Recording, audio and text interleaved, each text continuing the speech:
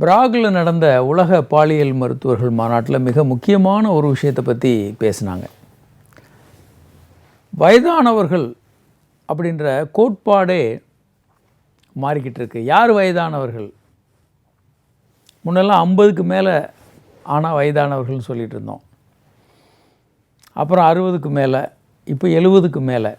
பல மாற்றங்கள் உலகெங்கும் நடந்துக்கிட்டு இருக்கு. ஏன்னா 70 வயதானவர்களும் இப்போது ஒரு எல்லோரும் செய்யக்கூடிய எல்லா வேலைகளையும் அவங்களால செய்ய முடியும். இது பல மாற்றங்களை உலகெங்கும், அப்போ 70 வயதுக்கு மேலே வாழக்கூடியவர்கள் எண்ணிக்கை உலகெங்கும் ரொம்ப அதிகமாகிட்டு இருக்கு. அதனால் வயதானவர்கள் என்பது காலத்துக்கு ஏற்ற மாதிரி வயதானவர்கள் அப்படின்ற வயதே அதிகமாகிட்டு இருக்கு. ஒன்று. இரண்டாவதாக அவர்களுடைய தேவைகள், இன்றைக்கி அவங்க எண்ணிக்கை அதிகமாகும் போது அவங்களுடைய தேவைகள் அதிகமாகுது. அவர்களுடைய செக்ஸ் தேவைகள், பல்வேறு விதமான தேவைகள் அதிகமாகிக்கிட்டு இருக்கு. இதில் பார்த்தோன்னா வயதானவர்களுடைய எண்ணிக்கை எவ்வளோ அதிகமாக இருக்குன்றதை இப்போ பார்க்க முடியும். 1900 வயதானவர்கள் 65 வயதிற்கு மேலே இருந்தவர்களுடைய எண்ணிக்கை மிக மிக குறைவாக இருக்குது. இந்த கிராஃபில் பார்த்தீங்கன்னா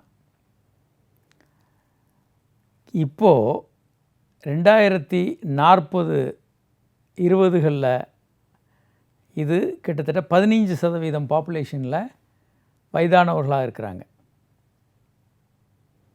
15% பாப்புலேஷன். இன்னும் 25% கிட்டத்தட்ட வந்துடுவாங்க. 2050 65 வயதை தாண்டியவர்கள் நாலில் ஒரு பங்கினர் இந்த உலகத்தில் 25% பேர் 65 தாண்டியவர்களாக இருப்பாங்க. இப்போ வயதானவர்களுடைய எண்ணிக்கை அதிகமாகும்போது அவர்களுக்கான பாலியல் தேவைகள் இருக்கும். வயதான உடனே அவர்கள் பாலியல் உணர்வுகள் அற்றவர்களாக, பாலியல் உணர்வே இல்லாத மனிதர்களாக மாறுவதல்ல. அது நம்ம முக்கியமாக புரிஞ்சுக்கணும். அவர்கள் ஆண்களாகவோ பெண்களாகவோ தான் வாழ்கிறாங்க உயிருள்ள வரை. அப்படியே தான் இறந்து போகிறாங்க.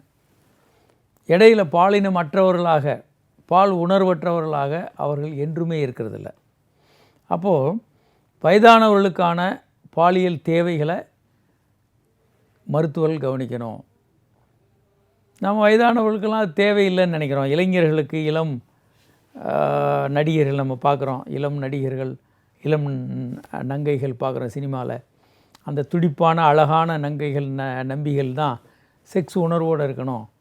வயதானவங்களுக்கெல்லாம், பெருசுகளுக்கெல்லாம் எதுக்கு செக்ஸுன்னு நாம் நினைக்கிறோம். ஆனால் 80 வயதுக்கு மேற்பட்டவர்களும் துடிதுடிப்பான செக்ஸோடு இருக்கிறவங்கள நாங்கள் நிறைய பார்த்துட்ருக்கோம். டெய்லி சில நேரம் வருவாங்க, 83 84 வயசு, டாக்டர் நல்லா செக்ஸ் பண்ணணும் டாக்டர்னு.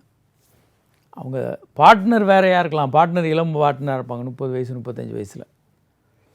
அவங்கள திருப்தி பண்ணணும் டாக்டர், எனக்கு நல்ல மருந்தாக கொடுங்கன்னு கேட்குறது நாங்கள் திரும்ப திரும்ப பார்த்துக்கிட்டு தான் இருக்கோம். அது எல்லாம் தவறில்ல. அவங்க வாழ்நாள் முழுவதும் பாலியல் உரிமைகளோட இன்பத்தோடு வாழ்வது அவர்களுடைய உரிமை. அதில் ஒன்றும்.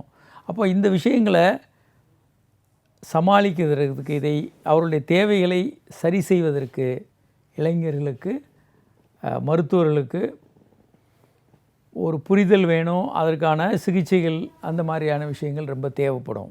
அதை கவனிக்கணும்.